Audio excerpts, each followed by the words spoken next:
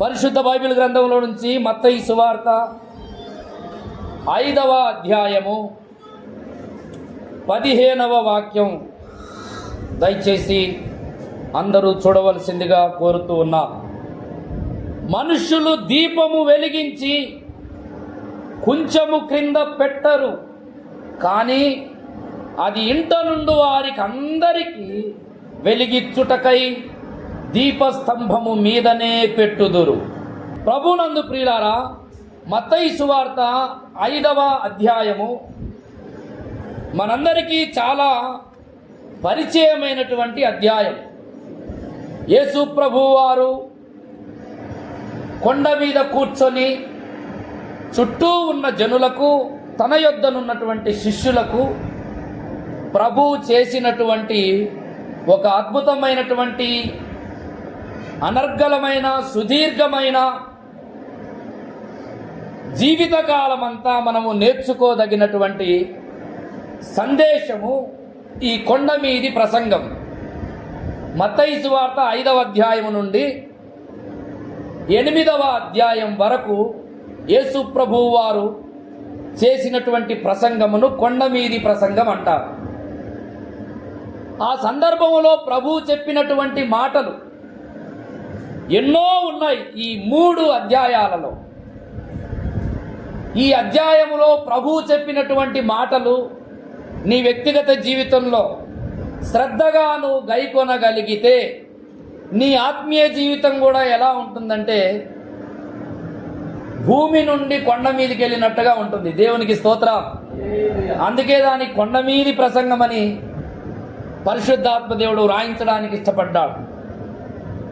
ఈ 3 అధ్యాయాలలో ప్రభువు చెప్పినటువంటి సంగతులను నీవు జాగ్రత్తగా గైకొని అనుసరించగలిగితే నీ ఆత్మీయ జీవితం కూడా శిఖరం మీదకి వెళ్ళినట్టుగా ఉంటుంది. ఎన్నో విషయాలు ప్రభు ఈ మత్తయి సువార్త 5 నుండి 8 అధ్యాయాలకు తెలియచేశాడు. కానీ దానిలో మనం చదువుకున్న ఈ వచనం మీద మన దృష్టిని మనం నిలపడానికి ప్రయత్నం చేద్దాం. 15వ వచనం మనం గమనిస్తే యేసు ప్రభువు వారే స్వయంగా చెబుతున్న మాట ఇది. మనుష్యులు దీపము వెలిగించి కొంచెము క్రింద పెట్టరు, కానీ అది ఇంట నుండి వారికి అందరికీ వెలిగించుటకై దీపస్తంభము మీదనే పెట్టుదురన్నాడు. ఇక్కడ 2 ప్రాముఖ్యమైన విషయాలు మనం గమనిస్తూ ఉన్నాం. మొదటిది వెలిగించబడిన దీపము, రెండవది దీపస్తంభము. దేవునికి స్తోత్రం. వెలిగించబడిన దీపము మొదటిది, రెండవది పెట్టబడవలసిన దీపస్తంభము. కొన్ని విషయాలు మనం ఆలోచిద్దాం. దీపము అని బైబిల్లో మనం చదివినప్పుడు దానికి చాలా చోట్ల చాలా సందర్భాలలో చాలా అర్థాలు ఉపయోగించబడ్డాయి. వాక్యమును కూడా దీపమని బైబిల్ చెబుతుంది. నీ వాక్యము నా పాదములకు దీపము అని బైబిల్ చెబుతూ ఉంది. అంతేకాదు, దీపము అన్న సందర్భాన్ని మనం ఒకంత ఆలోచిస్తే విశ్వాసి ఒక వ్యక్తి యొక్క జీవితమును కూడా బైబిల్ గ్రంథం దీపముతో పోలుస్తూ ఉంది. మీరు బైబిల్ గ్రంథంలో గమనించినట్లయితే సామెతల గ్రంథం 20వ అధ్యాయము 27వ వాక్యం దయచేసి ఒక్కసారి గట్టిగా చదవండి. నరుని ఆత్మ యెహోవా పెట్టిన దీపము అని రాయబడి ఉంది. నరుని ఆత్మ యెహోవా పెట్టిన దీపం. వ్యక్తిగత జీవితం కూడా ఒక దీపము లాంటిదే. దీపాలు వెలిగించబడటం మనం సమాజంలో చూస్తాం. దీపము వెలిగించినప్పుడు చుట్టూ వెలుగుంటుంది. అంటే చీకటి ఏమైపోతుందంటే దూరం అయిపోతుంది. ఒక వ్యక్తి యొక్క జీవితం వెలిగించబడ్డప్పుడు కూడా అంతే. తనలో ఉన్న, తన చుట్టూ ఉన్న చీకటి దూరం అయిపోతుంది. దేవునికి స్తోత్రం. హల్లెలూయా. ప్రభునందు ప్రియులారా, దేవుని యొక్క అద్భుతమైన ఉద్దేశం ఏమిటంటే భూమి మీద మనుషులు వెలిగించబడిన దీపాలుగా ఉండాలి. యెహోవా నరుని ఆత్మ యెహోవా పెట్టిన దీపం. ఒకప్పుడు మన ఆత్మ దీపం ఏమైపోయిందంటే చీకటిమయమైపోయింది. యుగ సంబంధమైనటువంటి సాతాను, వాని ప్రభుత్వం, వాని అధికారం, దేవుడైన యెహోవా నరునిలో పెట్టినటువంటి ఆత్మ అనే దీపమును ఏం చేశాడంటే సైతానుగాడు ఆర్పివేశాడు, గుడ్డితనమును కలుగజేశాడు. ఆదికాండం 3వ అధ్యాయములో మీరు ఆలోచిస్తే దేవుడు వద్దు అన్న పండును తినటం వలన ఆదాము హవ్వలలో దేవుడు వెలిగించిన ఆత్మదీపం ఏమైపోయింది? ఆరిపోయింది. ఇది సాతాను యొక్క వ్యూహం. కొరింథీయులకు రాసిన 2వ పత్రిక 4వ అధ్యాయము 4వ వచనం దయచేసి చదవండి త్వరగా.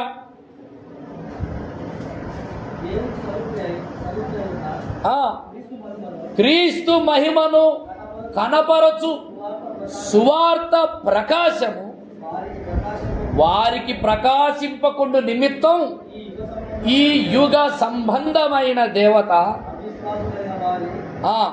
మనోనేత్రములకు ఏం కలుగజేశాడు? చీకటిని కలుగజేశాడు. మనోనేత్రములకు చీకటిని కలుగజేసేవాడు, గుడ్డితనమును కలుగజేసేవాడు, ఆర్పివేసేవాడు సాతాను. ఒకప్పుడు మన జీవితం అది. పూర్వము మనం అందరము ఏమై ఉన్నామని బైబిల్ చెబుతుందంటే చీకటి అయి ఉన్నాము అంటాడు. ఎఫెసీ పత్రిక 5వ అధ్యాయము 8వ వచనం దయచేసి త్వరగా చూడండి. ఎఫెసీ పత్రిక 5వ అధ్యాయము, మీరు పూర్వమందు అంటే ఆరిపోయి ఉన్నారు. పూర్వమందు చెప్పండి, పూర్వమందు నేను ఆరిపోయిన దీపము. అయితే దేవుని మహాకృప ఏమిటంటే ఆరిపోయినటువంటి దీపమైనటువంటి నన్ను, నా బ్రతుకును యేసయ్య నా జీవితంలోనికి వచ్చి ఏం చేశాడు? వెలుగునిచ్చాడు, వెలిగించాడు. దేవునికి స్తోత్రం. యేసన్న గారు ఒక పాట రాశారు కదా, నా దీపము యేసయ్యా నీవు వెలిగించినావు, సుడిగాలిలోనైనా జడివానలోనైనా ఆరిపోదులే నీవు వెలిగించిన దీపము. నీవు వెలిగించిన దీపము, నీవు వెలిగించిన దీపము, నా దీపము యేసయ్యా నీవు వెలిగించినావు. దేవునికి స్తోత్రం, హల్లెలూయా. ఆయన మన దీపాలను ఏం చేశాడంటే ఈ లోకంలోనికి వచ్చి వెలిగించాడు. ఇది ఒక అద్భుతమైనటువంటి విషయం. వెలుగు లోకములోనికి వచ్చి లోకమును ఏం చేస్తున్నదంటాడు యోహాను సువార్త 1వ అధ్యాయం అంతా మీరు చదవండి. నిజమైన వెలుగు ఉండెను, అది లోకములోనికి వచ్చుచు ప్రతి మనుష్యుణ్ణి ఏం చేస్తుంది? వెలిగించుచున్నది అంటాడు. నిన్ను వెలిగించాడు, నన్ను వెలిగించాడు. ఒకప్పుడు చీకటి మయమైనటువంటి మన బ్రతుకులను వెలిగించిన దేవుడు నజరేయుడైన యేసుక్రీస్తు. మతమును స్థాపించడం కాదు యేసయ్య ఉద్దేశం, ఒక జాతిని సమకూర్చడం కాదు యేసయ్య ఉద్దేశం, ఒక దేశాన్ని కట్టడం కాదు యేసయ్య ఉద్దేశం. తన చేతులతో సృజించబడినటువంటి మానవుడు ఆరిపోయాడు, చీకటిమయమయ్యాడు. ప్రపంచ ప్రజలందరినీ వెలిగించడానికే యేసు లోకములోనికి వచ్చాడు. హల్లెలూయా, హల్లెలూయా.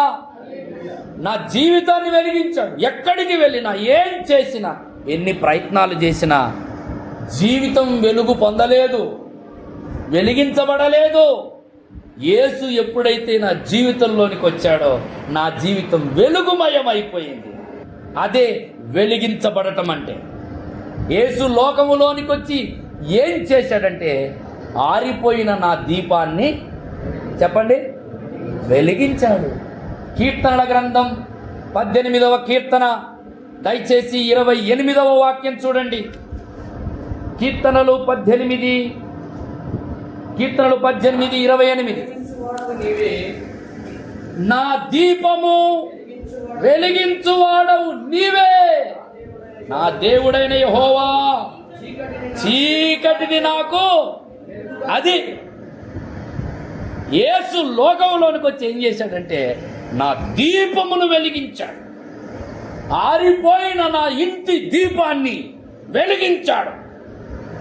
ఆరిపోయిన నా బ్రతుకు దీపాన్ని వెలిగించాడు. చీకటి మయమైన లోకమునకు వెలుగునిచ్చుటకే యేసు క్రీస్తు లోకములోనికి వచ్చాడు. దేవునికి స్తోత్రం. యేసు క్రీస్తునందు మనం అందరం ఎవరమంటే వెలిగింపబడిన వారం. హల్లెలూయా. మనము వెలిగింపబడిన వారం, మనము వెలుగులోనికి వచ్చిన వారం. అందుకే పేతురు అంటాడు, చీకటిలో నుండి చెప్పండి ఎక్కడికి వచ్చావు నువ్వు? మతంలోనికి వచ్చావా? నేను ఎక్కడికి వచ్చానంటే ఆశ్చర్యకరమైన వెలుగులోనికి వచ్చాను. హల్లెలూయా. వెలుగై ఉన్న దేవుని వద్దకు వచ్చా. దేవుడు వెలుగై ఉన్నాడను. యేసుక్రీస్తు యోహాను సువార్త 8:12 నేనే లోకమునకు వెలుగునన్నాడు. యేసునొద్దకు వచ్చావంటే అర్థం ఏంటంటే వెలుగునొద్దకు వచ్చావు, వెలిగించబడ్డావు, వెలుగు సంబంధిని, వెలుగులో బ్రతుకుతున్న వారం. దేవునికి స్తోత్రం. హల్లెలూయా.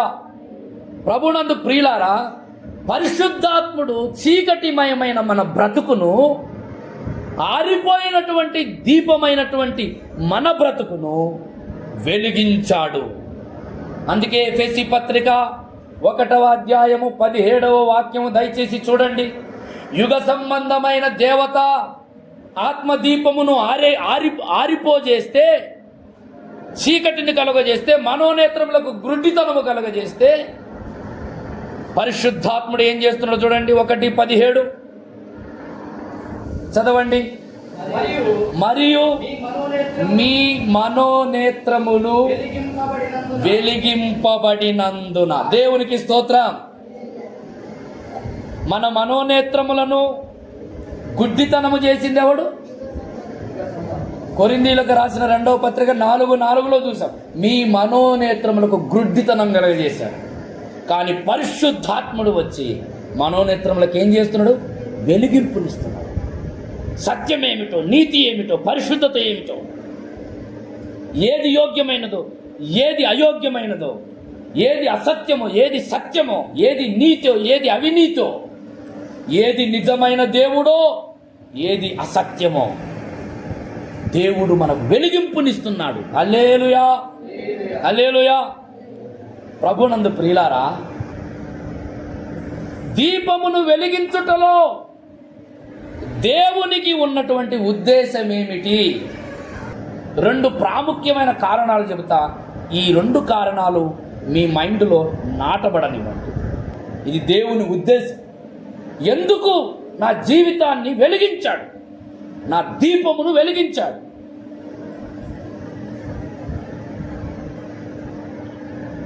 మనము చదువుకున్న మూలవాక్యంలో దయచేసి మీరు చదవండి. మత్తయి సువార్త 5:15 చూడండి.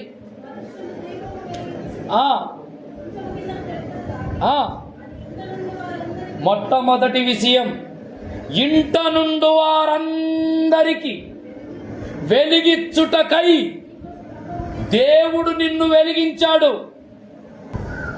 ఇదే సందర్భాన్ని మరలా లూకా 8వ అధ్యాయము దయచేసి చూడండి, లూకా సువార్త 8వ అధ్యాయము 16వ వాక్యంలో కూడా మరొక మాట చెప్పబడింది. ఎవడును దీపమును ముట్టించి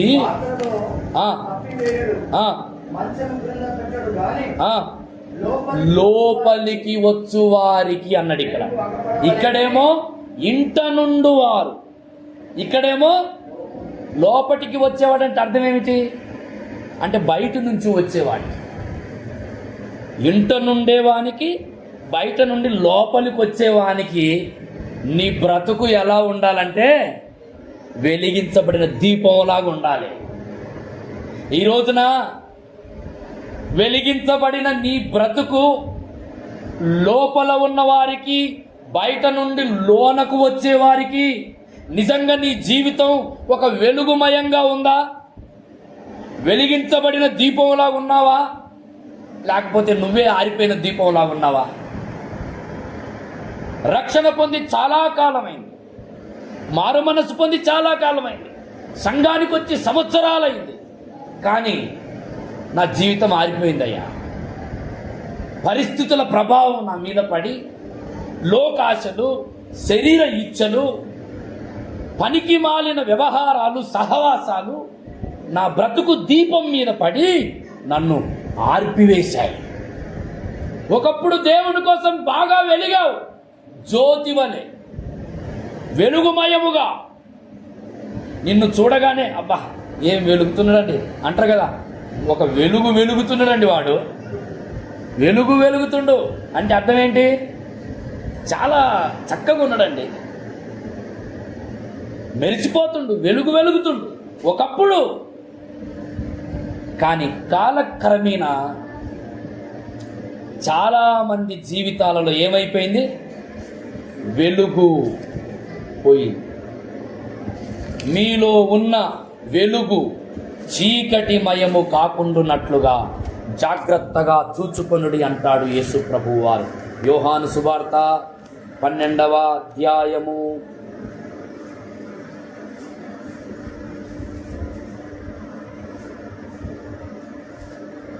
35వ వచనం చూడండి.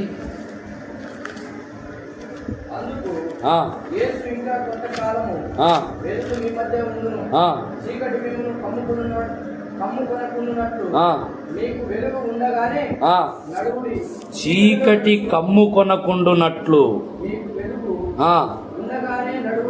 వెలుగు ఉండగానే నడువుడు. చీకటి కమ్ముకొనకుండునట్లు. కొంతమందిని మరలా ఏం చేస్తుంది? వెలిగించబడినటువంటి వారిని చీకటి మరలా కమ్ముకొని. చీకటి కమ్ముకోవడం అంటే లోక వ్యవహారాలు, విడిచి వచ్చిన, వ్యతిరేకించిన, ద్వేషించిన, అసహించుకున్న పాపాలు, వ్యవహారాలు, సహవాసాలు మరలా జీవితంలోనికి వచ్చి వెలిగించబడిన దీపాన్ని ఏం చేస్తుందంటే ఆరిపోజేస్తుంది.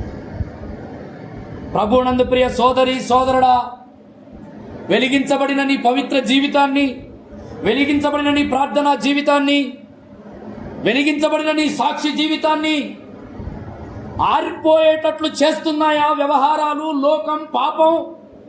జాగ్రత్త. ప్రభువు నిన్ను ఎందుకు వెలిగించాడంటే ఇంట నుండి వారికి, లోపటికి వచ్చేవారికి నువ్వు వెలుగివ్వడానికి. నీ ద్వారా నీతో ఉన్నటువంటి వాడు, నీ యొద్దకు వచ్చేవాడు ఏం కావాలంటే వెలిగించబడాలి. వారికి వెలుగు ఎందుకు అవసరం? వెలుగు? వాడు చీకట్లో ఉన్నాడు, వాడికి వెలుగు కావాలి, వాడికి పవిత్రత కావాలి, వాడికి సత్యం కావాలి, వాడికి సాక్ష్య జీవితం కావాలి, వాడికి నీతి కావాలి. యేసు క్రీస్తు యొక్క మహిమ ఏమిటో, సృష్టికర్త అయినటువంటి ఆయన ఎవరో వాడికి తెలియాలి. తెలియటం కోసమే దేవుడు నిన్ను వెలిగించాడు. క్రీస్తు మహిమను మనం ఏం చేయాలో తెలుసా? ప్రతిఫలింపజేయటం కోసం ప్రభువు మనల్ని వెలిగించాడు. దేవుడు మన దీపములను ఎందుకు వెలిగించాడంటే వెలిగించబడుట ద్వారా తండ్రి అయిన దేవునికి ఏం కలుగుతుందో తెలుసా? మహిమ కలుగుతుందంట. అదే మత్తయి సువార్త 5వ అధ్యాయం 16వ వాక్యం చూడండి. మనుష్యులు మీ సత్క్రియలను చూచి పరలోకమందున్న మీ తండ్రిని మహిమపరచునట్లు వారి ఎదుట మీ వెలుగును ప్రకాశింపనీయుడి. మీ తండ్రికి మహిమ కలుగునట్లు ఆయన నిన్ను వెలిగించాడు. నిన్నెందుకు వెలిగించాడంటే నీ దేవునికి మహిమ కలగాలి. ఇంట నుండి వారికి లోపటికి వచ్చు వారికి మనం వెలుగునివ్వాలి. మనం వెలిగించబడట ద్వారా తండ్రి అయిన దేవునికి మహిమ కలుగుతుంది. అందుకు దేవుడు మనల్ని వెలిగించాడు.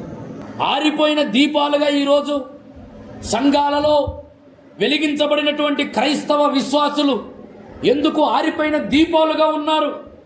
నీ జీవితం వెలిగించబడిన దీపంలాగుందా లేక ఆరిపోయిన దీపంలాగుందా? వెలిగించబడిన దీపాన్ని ఆర్పివేసే 3 ప్రాముఖ్యమైన విషయాలను గురించి ప్రభు ఇక్కడ చెబుతున్నాడు. వెలిగించబడిన దీపాలను ఆర్పివేసే 3 విషయాలు.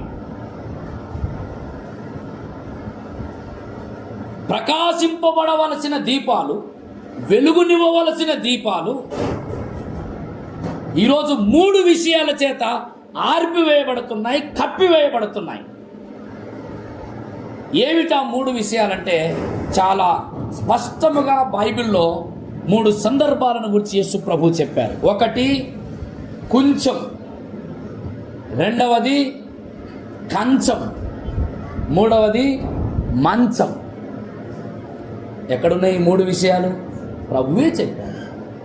మొట్టమొదటి చూడండి, వెలిగించబడిన దీపమును ఆర్పివేసే విషయాలలో మొట్టమొదటిది ఏమిటంటే కొంచెం కదా. 15వ వాక్యం అన్నాడు చూడండి, మనుష్యులు దీపము వెలిగించి కొంచెము క్రింద పెట్టరు. వెలిగించబడిన దీపాన్ని ఎక్కడ పెడతారు? పైన పెడతారు. కొంచెము క్రింద పెట్టరు. కొంచెం అనేది మీలో చాలామందికి తెలుసు. కొలవటానికి ఉపయోగించే పాత్రలు పాతకాలంలో వాడేవాళ్ళు, ఇప్పటికీ వాడతారు.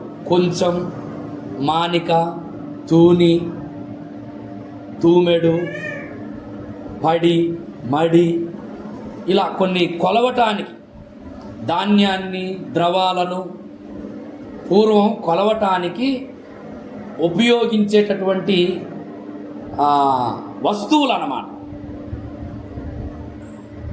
కొంచెం అనేది వ్యాపార సంబంధమైనటువంటి ఒక కొలపాత్ర, కొలవటానికి ఉపయోగించే పాత్ర. కొలత కోసం ఉపయోగిస్తారు ఆ పాత్రను. వ్యాపారం చేయడానికి ఉపయోగిస్తారు ఆ పాత్రను. ఈ రోజున వెలిగించబడిన దీపం ఆరిపోవడానికి గల కారణం ఏమిటంటే, వెలిగించబడిన దీపమా, నువ్వు దేని చేత కప్పబడుతున్నావో తెలుసా? కొంచెము చేత కప్పబడుతున్నావు. భక్తిలోను ప్రకాశించబడడానికి, ప్రకాశించకపోవడానికి ఇంట నుండి వారికి, లోపటికి వచ్చే వారికి ప్రకాశింపకపోవడానికి గల కారణం ఏమిటంటే, కొంచెం ఏం చేస్తుందంటే నేను కప్పేస్తుంది. కొంచెం అంటే ఏంటంటే కొలత. కొంతమంది జీవితంలో భక్తి ఎలా ఉందంటే కొలత ప్రకారమైన భక్తి. ప్రార్థన కొలత ప్రకారం చేస్తాడు. వాక్యం చదవటం కొలత ప్రకారం చేస్తాడు. ప్రభు కొరకు బ్రతకడం కొలత ప్రకారం బ్రతుకుతాడు. ప్రార్థన అన్నం తినేటప్పుడు చాలిక. కొంతమంది ప్రార్థనలు ఎట్లుంటాయి చెప్పండి? రోజంతా ప్రార్థన ఉండదు. అన్నం తినేటప్పుడు, తండ్రి మాకు ఇచ్చిన ఆహారం బట్టి వందనాలు, ఈ ఆహారం పరిశుద్ధపరచండి, లేని వారికి దయచేయండి, యేసు నామమున ఆమేన్. ఇంతే కదా నీ జీవితంలో ప్రార్థన. ఎందుకు ప్రకాశించబడలేకపోతున్నావు? ఎందుకు దేవునికి మహిమకరంగా నీ బ్రతుకుండలేకపోతుంది? నిన్ను చూచేవారికి నువ్వు వెలిగించబడ్డవాడవుగా ఎందుకు ఉండలేకపోతున్నావు అంటే, కొలత ప్రకారం భక్తి చేస్తుంది, కొలత ప్రకారం పరిశుద్ధత ఉంటుంది కొంతమందికి, కొలత ప్రకారం ప్రార్థన ఉంటుంది, కొలత ప్రకారం వాక్యం ఉంటుంది, కొలత ప్రకారం ఆరాధన ఉంటుంది. ఎంతవరకు ఆరాధన? ఆదివారం ఆరాధనకి వెళ్ళాలి అంతే. సోమవారం నుంచి మళ్ళీ వచ్చే శనివారం వరకు మన పనులు మనకుంటాయి. పాస్టర్ గారికి ఏం పని ఉంది? కూటాలు పెట్టుకుంటాడు, ప్రార్థనలు పెట్టుకుంటాడు. వెళ్ళాల్సిన అవసరం ఉందా? ఆదివారం వెళ్తే చాలు. ఆదివారం కూడా రాని దొంగలు కొంతమంది ఉన్నారు.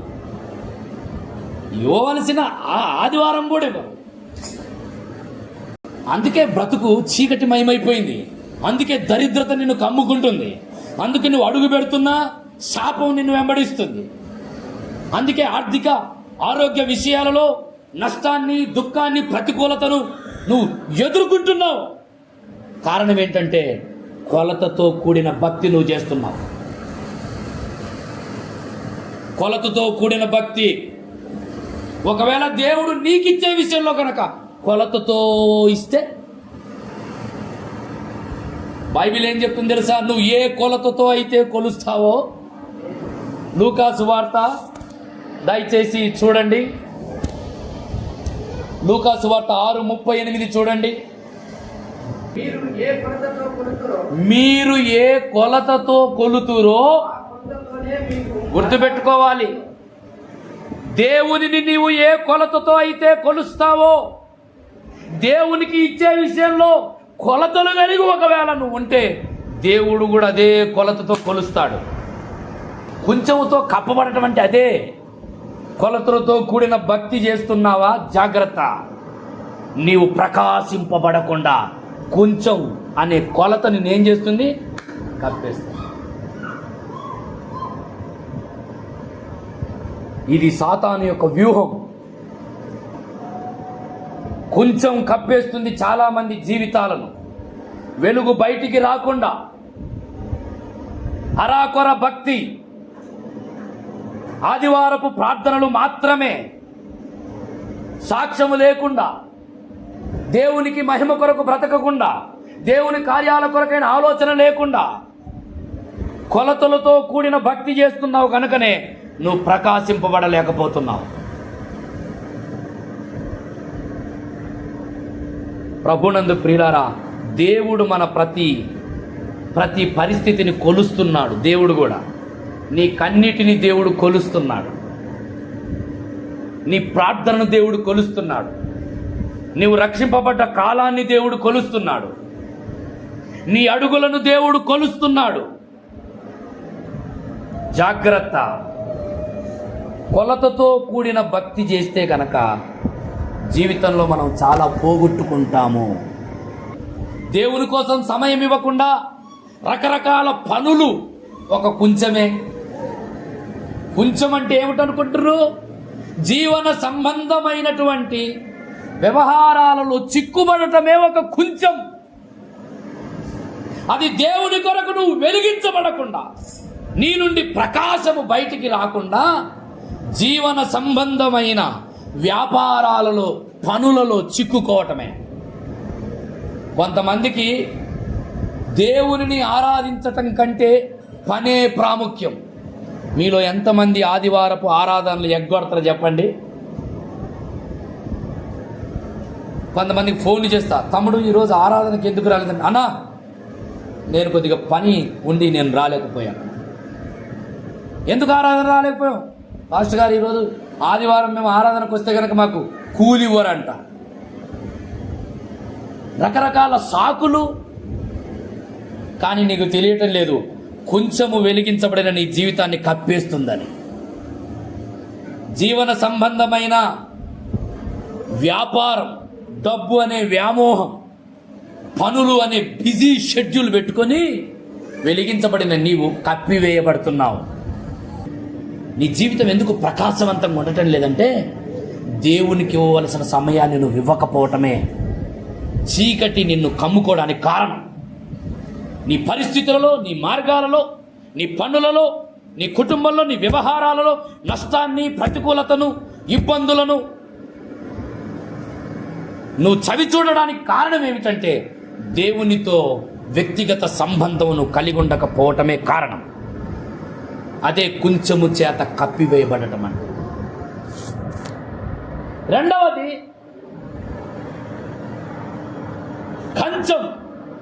ఇదే లూకా సువార్త 8:16 పాత్ర చేత కప్పబడుట అని రాయబడి ఉంది. ఇంగ్లీష్లో దాన్ని చూస్తే చాలా పర్యాయ పదాలు ఉన్నాయి. దాంట్లో ఒక పదం ఏమిటంటే గిన్నె అని ఉంది. గిన్నె, ప్లేట్.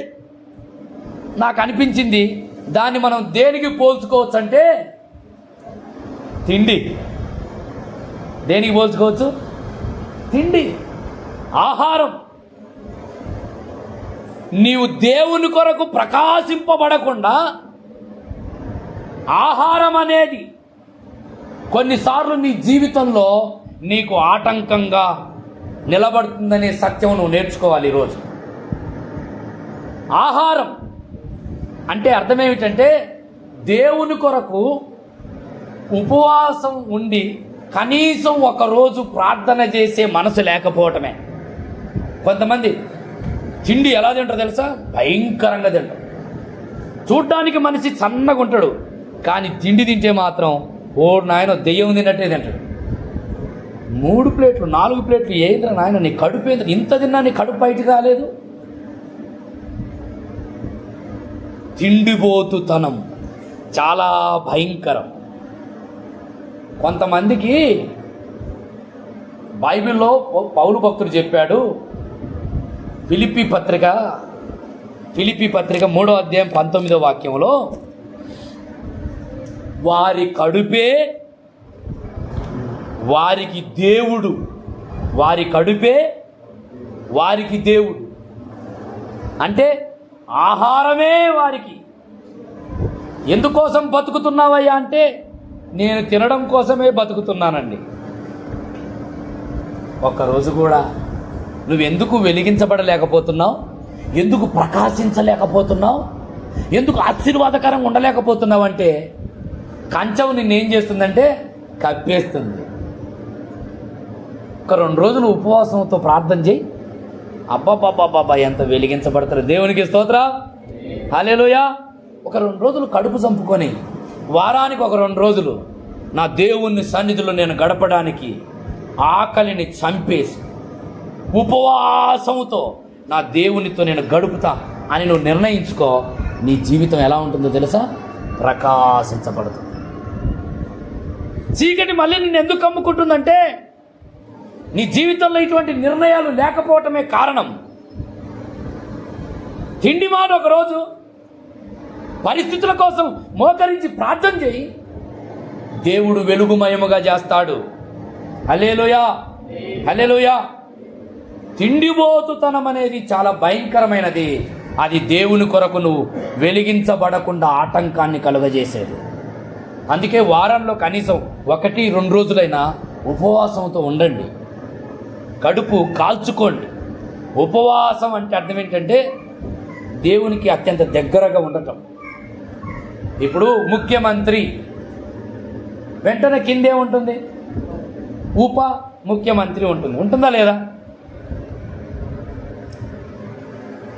ఉప అంటే అర్థం ఏమిటంటే దగ్గరగా ఉండటం అన్నమాట. ఉపవాసము, వాసము అంటే నివాసం, ఉప అంటే దగ్గరగా. ఎవరికి దగ్గరగా? ఎవరికి దగ్గరగా? అన్నిటిని విడిచిపెట్టి రకరకాల పనులు, రకరకాల వ్యవహారాలు, రకరకాల విషయాలు, రకరకాల పరిస్థితులు అన్నిటినీ వారానికి ఒకరోజు విడిచిపెట్టి ఉపవాసముతో దేవునికి దగ్గరగా నువ్వు ఉండగలిగితే నువ్వు వెలిగించబడతావు, నువ్వు ప్రకాశించబడతావు. దేవునికి స్తోత్రం, హల్లెలూయా. ఈ నాగార్జున సాగర్, పైలాన్ కాలనీ, నాగార్జునపేట విశ్వాసులు వెలిగించబడాలంటే అన్నిటిని పక్కన పెట్టి ఉపవాసంతో దేవుని సన్నిధిలో గడపండి. అంతేగాని 3 పూటలు రోజుకి, 4 పూటలు రోజుకి, వారమంతా పూటలు తిని దేవుని కొరకు ఏ పని చేయకుండా బద్ధకస్తుడు అయిపోతావేమో. జాగ్రత్త. సామెతలు 23, 20, 21 వచనాలు దయచేసి చూడండి.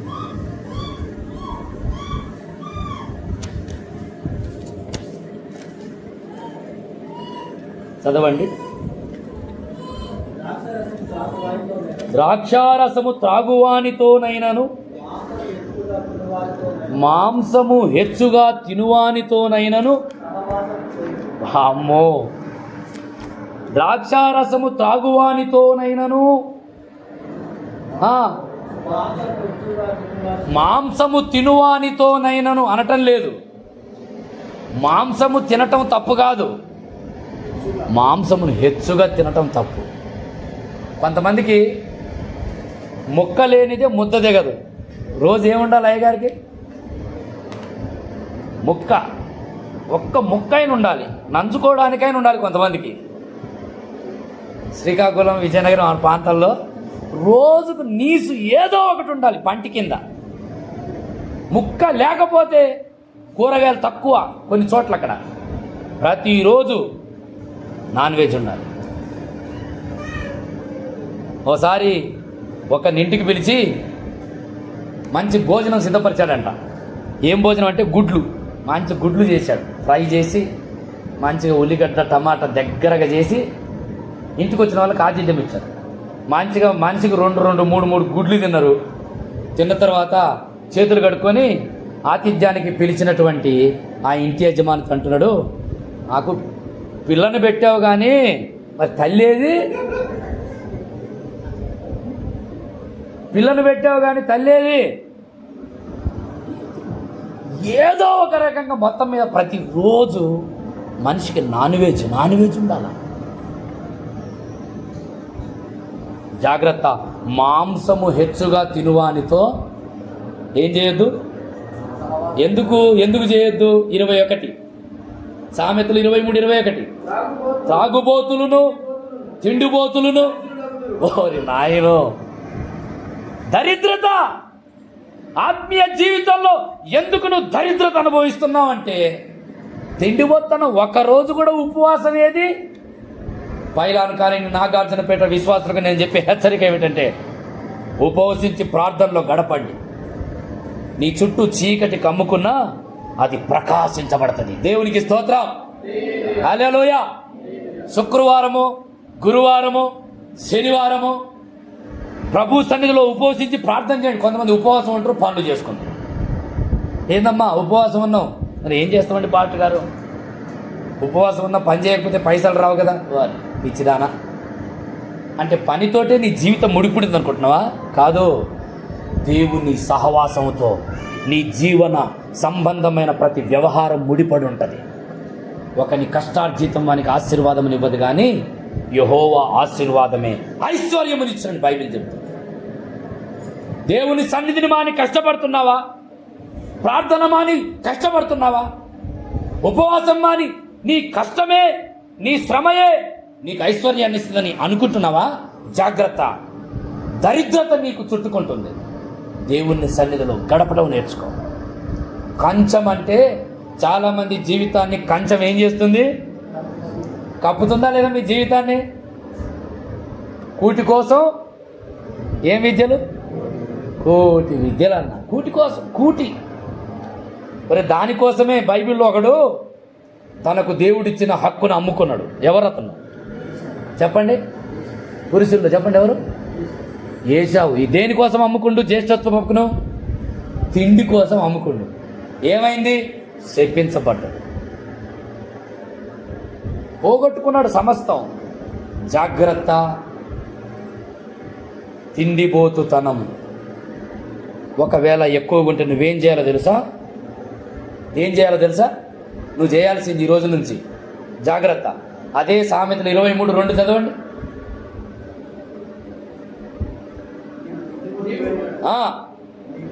వామ్మో, ఏం పెట్టుకో? కత్తి పెట్టుకో ఈ రోజు నుండి. అంటే అర్థం ఏంటంటే ఆపేసుకో, చచ్చిపోయేంత సమానంతో ఎంచుకో. అది నీ భక్తిని. ఎక్కువ తినేటోళ్ళు ప్రార్థన చేయలేరు, ఎక్కువగా తినేటోడు పని చేయలేడు. కొంతమందికి ఎట్లా తింటారంటే పీకలు దాకలేము. ఒకడు పీకలు దాకా తిని కడుపు నొప్పి వచ్చి బాధపడుతున్నాడు. అయ్యో కడుపు నొప్పి, అమ్మా కడుపు నొప్పి అని. ఒక ఆయన వచ్చి, ఎందుకురా బాధపడుతున్నావు, ఇదిగో ఈ టాబ్లెట్ వేసుకో అంటే వాడేమన్నాడు తెలుసా? ఆ టాబ్లెట్ వేసుకునే అంత స్థలం ఉంటే మిగిలిన ముక్క కూడా తినేటోని. అంటే అంత గొంతుకు కత్తి పెట్టుకో. అదే ఉపవాసం. దేవునికి స్తోత్రం. ఉపవాసం. ఆహార విషయంలో నువ్వు నియంత్రించబడకపోతే దేవుని కొరకు నువ్వు ఉపయోగపడలేవు. ఆహార విషయంలో నువ్వు నియంత్రించబడకపోతే ప్రకాశించబడలేవు. అధిక ఆహారం అనేది ఏం చేస్తుందంటే మనము దేవుని కొరకు రోషం కలిగి బ్రతకకుండా చేస్తుంది. భక్తులు ఎందుకు ఉపవాసాలు ఉన్నారు? ఎందుకో తెలుసా? అధికమైన తిండి ఉంటే ఇక నువ్వెక్కడ వెలిగించబడతావు? ఎక్కడ పరిశుద్ధత, ఎక్కడ ఆత్మవిశ్వాసం, ఎక్కడ ఆసక్తి నీలో కలుగుతుంది? ఇది రహస్యం. ఇది గుర్తుపట్టు. దేవుడు నీకు గొప్ప వెలిగింపునిస్తాడు. హల్లెలూయా. బాగా తినేటోడు పని చేయగలడా? బాగా తినేటోడు ప్రార్థన చేయగలడా? ఒకవేళ తిని మోకరించిన తల కిందికి వెనక పైకి గుర్రు పెట్టి నిద్రపోతారు. తిండి. కొంతమంది ఉంటారు మందిరంలో. ప్రభునందు ప్రియులారా, మనం వెలిగించబడిన దీపాలం, ఈ వెలిగించబడిన దీపాన్ని ఏది కప్పివేస్తుందో జాగ్రత్త. మూడోది ఏం చెప్పాను? మంచం. ఒకటేమో కొంచెం, రెండోది కంచం, మూడోది మంచం. అదే లూకా సువార్త, మార్కు సువార్త చూడండి. మార్కు సువార్త 4వ అధ్యాయము 21వ వాక్యం చూడండి. మరియు ఆయన వారితో ఇట్లనే, దీపము దీపస్తంభము మీద నుంచుటకే గాని కొంచెము క్రిందనైనా మంచము క్రిందనైనను నుంచబడుట తేబడదు. దేని క్రిందంట? మూడవది మంచము క్రింద వెలిగించబడిన దీపం పెట్టడం అనేది చాలా పొరపాటు. మంచము దేనికి గుర్తు? సుఖస్థితి. మంచము దేనికి గుర్తు? సోమరితనం. మంచము బైబిల్లో చాలా సందర్భాల్లో చెప్పబడింది. కానీ ఇక్కడ చెప్పబడుతున్న మంచం ఏమిటంటే వెలిగించబడినటువంటి దీపము వెలుగునివ్వకుండా కప్పివేసే మంచం ఇది. అంటే సోమరితనం, నిద్రపోతులు.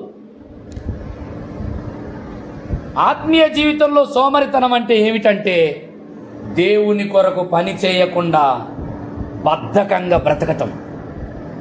దేవుని కొరకు పని చేయకుండా, దేవుని పనిలో వాడబడకుండా, బ్రతుకును దేవుని కొరకు అర్పించకుండా జీవించేటటువంటి వ్యక్తులు ప్రకాశింపబడలేరు. నిద్ర, సోమరితనం. బైబిల్ గ్రంథంలో సోమరితనమును గురించి ఒక అద్భుతమైన మాట రాయబడు. సామెతల గ్రంథం చూడండి దయచేసి. సామెతలు 26, సామెతలు 26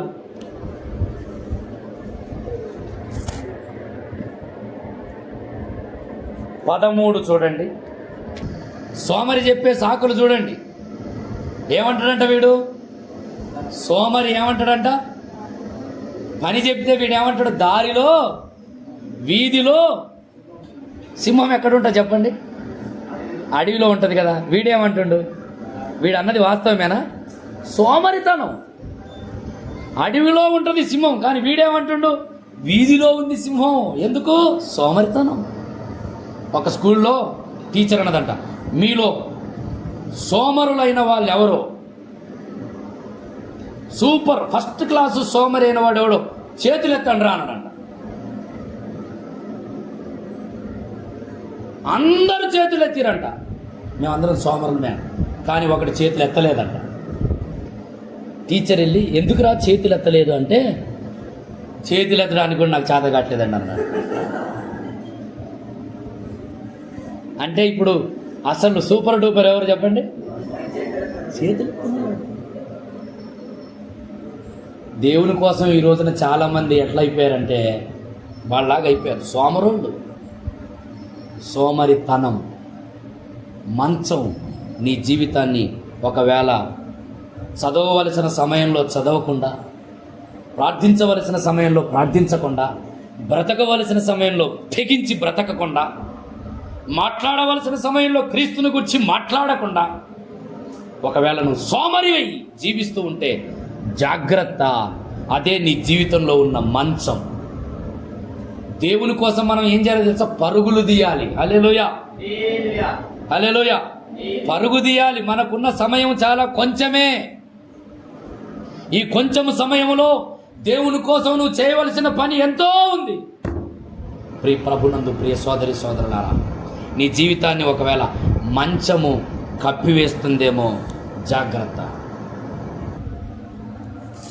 ప్రభు చిత్తమైతే వచ్చే వారం చెబుతాను. దీపము నిత్యము వెలుగుతూ ఉండాలంటే చేయవలసిన 5 విషయాలు ఉన్నాయి. ప్రభు చిత్తమైతే వచ్చే వారం ఈ